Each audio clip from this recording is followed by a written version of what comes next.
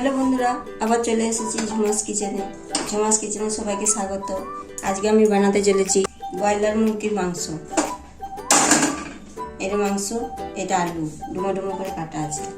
একটা আলু 4 ভাগ করা আছে। এটা তেলের মধ্যে দেবো পেঁয়াজ,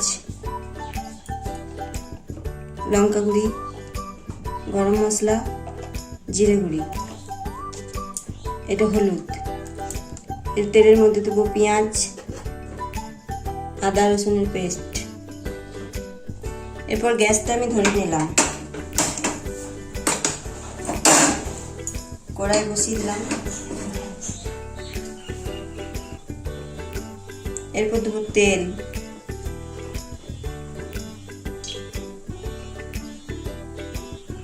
অল্প মাংস আছে তো বেশি তেল দেবো না।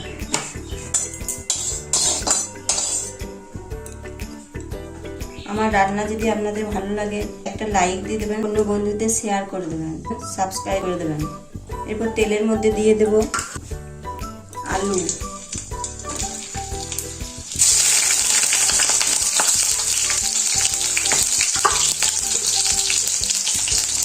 বন্ধুরা, আলুগুলো দেখুন ভাজা ভাজা হয়ে গেছে। এবার আলুগুলো আমি তুলে নিচ্ছি। এবার এই তেলের মধ্যে দিয়ে দেবো পেঁয়াজ।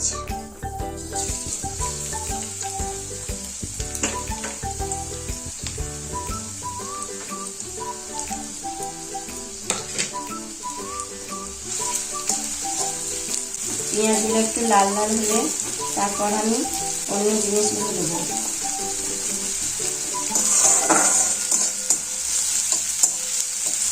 আমি দেখুন হালকা মশলা বা হালকা তেল দিয়ে রান্না করছি। আমার পেঁয়াজগুলো ভাজা ভাজা হয়ে এসছে।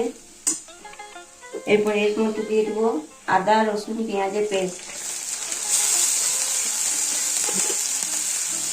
তেলটা ইয়ে করে দিলাম।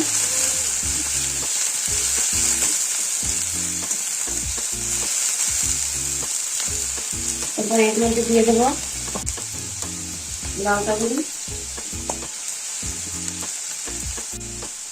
জিরে গুঁড়ি, সামান্য একটু গরম মশলা,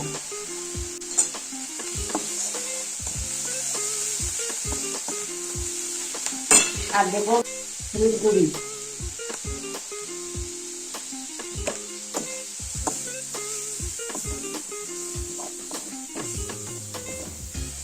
আমার চ্যানেলটি লাইক করে সাবস্ক্রাইব করে অন্য বন্ধুদের দেখার সুযোগ করে দিন। এরপর এতে দেবো সামান্য জল।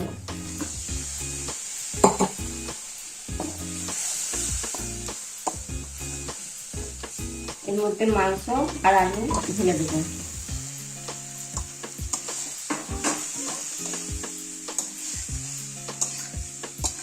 গ্যাসের বাড়িয়ে দেবো।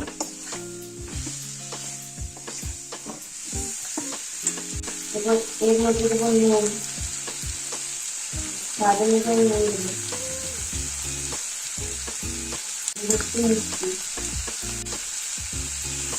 এরপর আমি মাংসটা কষাবো থাকবো।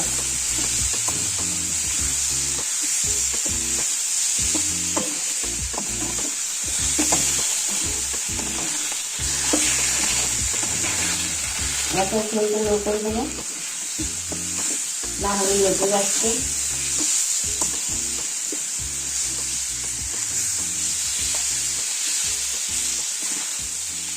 দেখুন বন্ধুরা, তেল ছেড়ে যাচ্ছে।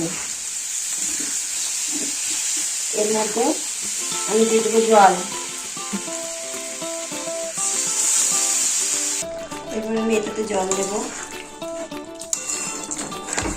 যে যেমন ঝোল খেতে চান সেরকম জল দেবেন। আপনারা দেখতে পেলেন আমি কিন্তু বেশি তেল মশলা দিয়ে রান্নাটা করি না, তার জন্য বেশি তেল মশলা ভাজবে না। কিন্তু ফ্লেমটা বাড়িয়ে দেবো। এরপর একটু ভালো করে ফুটে গেলে ঢাকা দিয়ে দেবো। এরপর ঢাকা দিয়ে দিচ্ছি, দিয়ে গ্যাসের ফ্লেমটা লো করে দিচ্ছি, তাহলে আমার মাংসটা ভালো সেদ্ধ হবে। বন্ধুরা, আবারও চলে এসেছি। ঢাকাটা খুলে দেখি মাংস কেমন অবস্থায় আছে।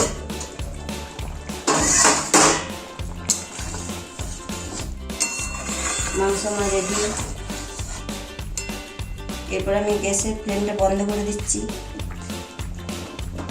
এরপর আমি সার্ভ করবো। দেখুন